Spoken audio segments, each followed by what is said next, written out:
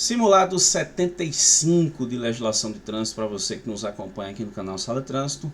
Simulados, sempre 3 questõezinhas por vídeo, né? A gente faz aqui nossos comentários e vamos respondendo as questões e vamos exatamente para a primeira questão desse vídeo, que é a questão número 247. Essa questão aqui é a seguinte, olha: Godofredo conduzia seu automóvel na principal avenida da sua cidade e aproveitou o trânsito calmo para enviar um áudio de um aplicativo de mensagem. Rapaz, para mim já é infração danada do áudio, que eu não sou muito fã não de áudio em WhatsApp. Mas enfim, o cara mandou um áudio num aplicativo de mensagens. Um agente da autoridade de trânsito flagrou a conduta e lavrou o respectivo auto de infração. 2 quarteirões depois, ainda na mesma avenida, outro agente flagrou Godofredo na mesma situação e também autuou. Nesse caso, quantos autos de infração serão válidos? Olha, aqui pessoal, nesse caso, perceba que a infração ocorre por manusear o telefone celular, beleza? Essa infração, ela está prevista aqui, ó, no artigo 252, especificamente, né, no parágrafo único desse artigo, né? Artigo 252, parágrafo único do CTB. Essa infração não existia na redação original do CTB, ela foi incluída em 2016 pela Lei 13.281 e é uma infração de natureza gravíssima, né? São 7 pontos no prontuário e uma multa de R$ 293,47. Essa é a consequência aqui para o sujeito que é flagrado, né, nessa situação, manuseando ali o telefone celular enquanto dirige, ok?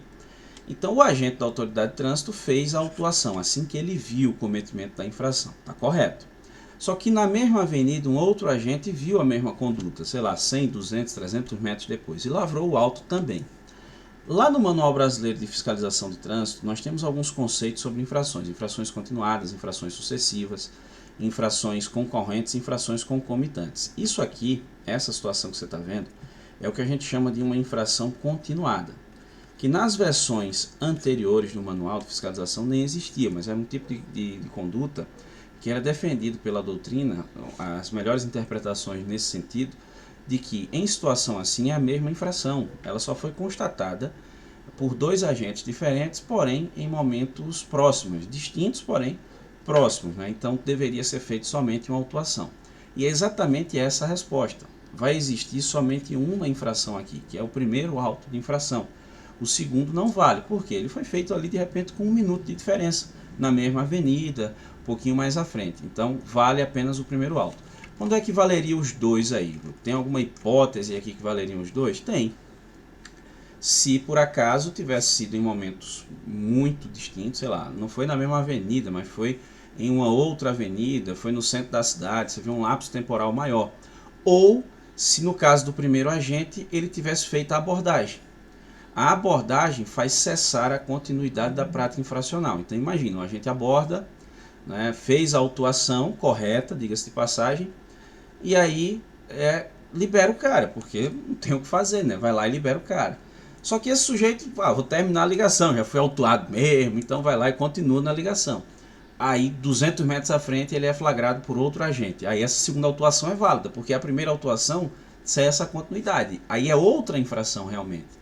Aí mas como é que sabe que houve abordagem? Porque vai ter os dados do condutor, né, lá na primeira abordagem. Então, nesse caso, se o sujeito alegasse, Godofredo aí nesse caso, alegasse em sua defesa que se trata de infração continuada, a abordagem da primeira autuação deixa muito claro que não foi infração continuada, né? Aí seriam infrações sucessivas, né, nesse caso, né? Ou seja, ele cometeu uma, foi abordado lá, continuou e cometeu outra infração porque ligou de novo e praticou a mesma irregularidade, tá certo? Então a resposta correta é a letra B, porque só vale o primeiro auto de infração. Vamos para a questão de número 248, que é a seguinte, ó: todo veículo automotor articulado, reboque ou semi-reboque deve ser registrado perante o órgão executivo de trânsito do Estado, do Distrito Federal, no município, domicílio, residência ou proprietário, na forma da lei. Com exceção, olha o detalhe aqui, ó, com exceção dos veículos de uso bélico, tá certo? Vejam só, o que o texto da lei está dizendo? Que todo veículo tem que ser registrado, beleza? Menos os veículos de uso bélico, né? O que é um veículo de uso bélico? Vejam só, o veículo de uso bélico, né, é aquele veículo de propriedade da União, tá certo? ou seja, é um veículo militar com característica ali operacional de propriedade da União. Isso é um veículo de uso bélico. Lá na resolução número 570, deixa eu deixar para vocês aqui como referência, na resolução número 570 de 2015 do CONTRAN, nós temos a definição do que vem a ser um veículo de uso bélico. Então você encontra lá algumas informações nesse sentido. O artigo 120 do CTB, por sua vez, ele traz a previsão da necessidade de registro dos veículos, né? Se você pegar até aqui está correta a questão, né? É exatamente como está lá no artigo 120. E aí vem o parágrafo 2º desse artigo que diz isso, que os veículos de uso bélico eles não estão sujeitos ao registro, né? Não se aplica a eles essa obrigatoriedade. Inclusive no artigo 130 nós temos também a previsão de que esses veículos não precisam ser licenciados. Portanto, a afirmativa aqui ela está correta, beleza? E vamos para a última questão desse vídeo, que é a questão número 249, que diz o seguinte, ó: a infração por conduzir o veículo que não esteja devidamente licenciado é de responsabilidade do condutor do veículo. Olha, lá no artigo 257 do CTB, vou colocar aqui, ó, artigo 257 do CTB, nós temos as questões sobre responsabilidade pela infração. Nós temos as infrações, nesse caso, de responsabilidade do proprietário do veículo e as infrações aqui por responsabilidade do condutor do veículo.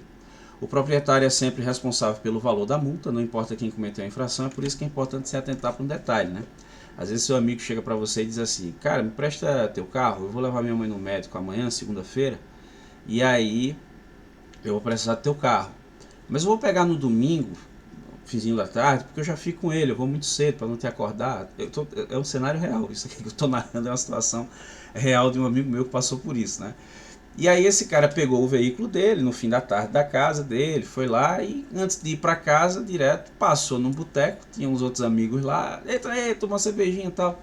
E ele foi lá e tomou uma cervejinha, só que quando saiu foi embora para casa e no caminho foi parado pela fiscalização de trânsito, Operação Lei Seca, opa aí. E aí foi autuado por dirigir sob influência de álcool, uma multa de R$ 2.934,70 no carro, que em tese é a responsabilidade do proprietário.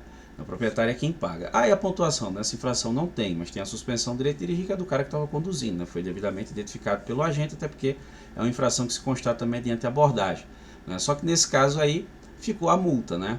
Claro que o sujeito pegou o veículo emprestado, eu vou pagar, não se preocupe, tal, mas já imaginou se o cara dizer eu não vou pagar.